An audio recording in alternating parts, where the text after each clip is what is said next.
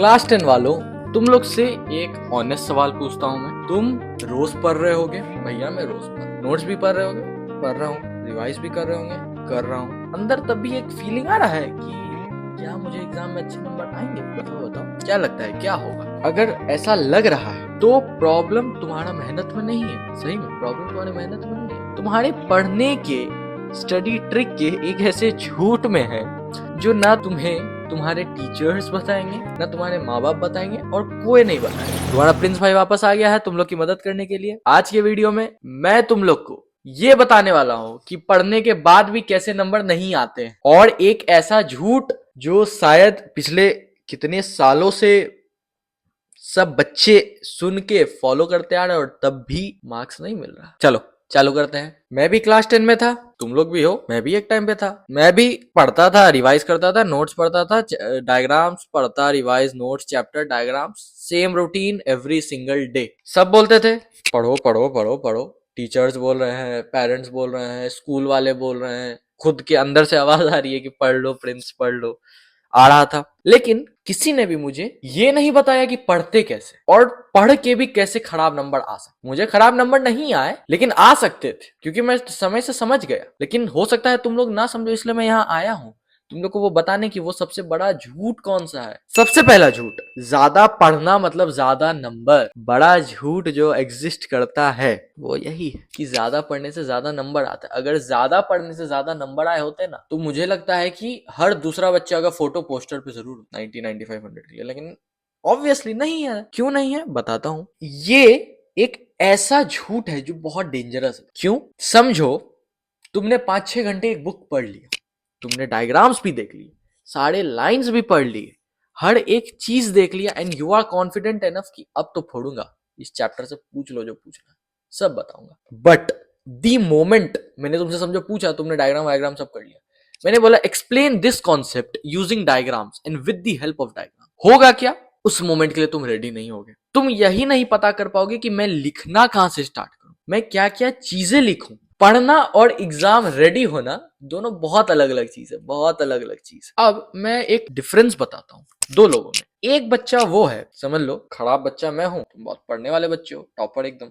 समझो मैंने एक चैप्टर पढ़ा और मैंने पढ़ने के बाद सब चीज करने के बाद अपने आप को बोला बस खत्म chapter. On the other hand तुम जो कि एक टॉपर बच्चे हो, तुमने वो चैप्टर पढ़ा और तुमने 1 सेकंड का पॉज लेकर अपने आप से पूछा let's try doing 5 questions from this chapter, और क्या मैं वो सब कर पा रहा हूँ, क्या हम उसका आंसर फ्रेम कर पा रहे हैं? If you are doing this तो बहुत अच्छा, अगर नहीं कर रहे हो तो करना चालू करो। एग्जांपल दिया था कि करो, तुम लोग पूछोगे ऑब्वियसली कि भैया सही मेथड क्या है, कि कैसे पढ़ेगा। करना क्या है बता रहा हूँ। जितना पढ़ते हो उसका आधा कम से कम लिखो, जितना पढ़ते हो उसका आधा लिखो। मैं सिर्फ पढ़ता था और एक टाइम पे फट गया मेरा, मैं सिर्फ पढ़ क्यों रहा हूं, मुझे लिखना भी तो है। तब तक जनवरी आ चुका था भाई। आंसर इज सिंपल, जितना पढ़ रहे हो उसका आधा कम से कम लिखो। डेली उस चैप्टर से रिलेटेड 4-5 क्वेश्चंस लगाओ, आंसर राइटिंग की प्रैक्टिस करो, एनसीईआरटी के वर्ड्स देखो, एनसीईआरटी के कीवर्ड्स को इन रियल प्रैक्टिस लाना चालू करो। बस इतना। अब 3 टेस्ट बता रहा हूं अपने आप से कैसे टेस्ट करना है अपने आप में कि क्या मेरा ये चैप्टर कंप्लीट है। आई एम गिविंग यू 3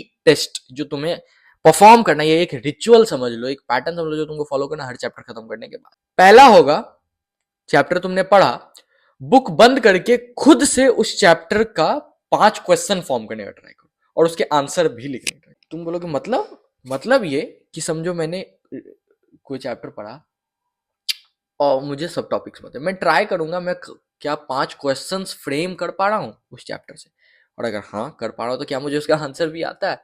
अगर आता है पहला टेस्ट तुम पास कर। टेस्ट नंबर 2, कीवर्ड्स अपने आप मेरे आंसर राइटिंग में झलक रहे हैं कि इट मीन्स कि जब मैंने एनसीईआरटी पढ़ लिया, जब मैं आंसर राइट कर रहा हूं, मैं आंसर लिख रहा हूं, तो क्या मेरे आंसर में खुद ब खुद वो कीवर्ड आ रहे हैं, मैं लिख पा रहा हूं कीवर्ड्स। लिख पा रहा हूं तो बहुत सही, अगर नहीं लिख पा रहा हूं तो you are lacking your NCERT reading, so you have to do it more. और तीसरा जो बहुत बहुत बहुत बहुत बहुत इंपॉर्टेंट, क्या मैं टाइम अंडर प्रेशर में एक्ट कर पा रहा हूं? What does that mean? मतलब क्योंकि अभी तुम ना 6 घंटे तक एक आंसर फ्रेम कर सकते हो, बोर्ड्स में नहीं कर सकते भाई।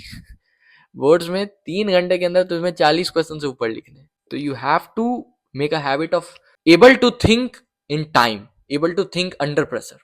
तो उसके लिए तुम सिंपल सा एक ट्रिक लगाओ 1 मिनट का टाइमर लो, देखो मैं इतना लंबा आंसर लिख पा रहा हूँ, 2 मिनट का टाइमर लो, मैं इतना लंबा आंसर लिख नहीं पा रहा हूँ। बात खत्म, इजीली कर लोगे तुम, इजीली। और अगर ये तीनों में टिक लग रहा है तो समझो चैप्टर कंप्लीट है, नहीं लग रहा है तो चैप्टर और अच्छे से करने की जरूरत है। सिंपल। क्या नहीं करना है, कभी सिर्फ रीडिंग मत करना, कभी भी वन शॉट वीडियोस के भरोसे मत बैठे रहना, कभी सिर्फ हाईलाइट करके छोड़ मत देना, और कभी भी सिर्फ समझ आ गया ये वाले फीलिंग पर कभी मत।